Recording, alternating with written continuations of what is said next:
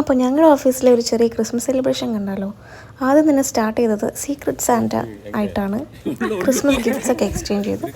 ചെറിയൊരു പ്രാങ്കാണ് എൻ്റെ ഫ്രണ്ട്സ് എന്ന് നിങ്ങൾ കണ്ടു.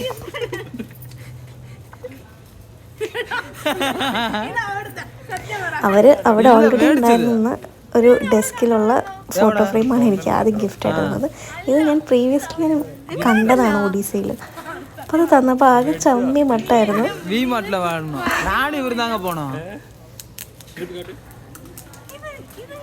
പിന്നെ കുറച്ച് കഴിഞ്ഞപ്പം എനിക്കുള്ള ശരിക്കുള്ള ഗിഫ്റ്റ് കൊണ്ടുതന്നത് ജോസാണ് എനിക്ക് ഗിഫ്റ്റ് തന്നത്. സൂക്കിൻ്റെ ബാഗായിരുന്നു.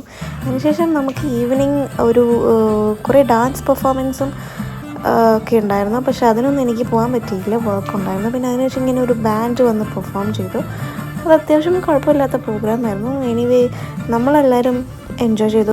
അപ്പോൾ പിന്നെ അത്രയേ ഉള്ളൂ. Bye, merry Christmas.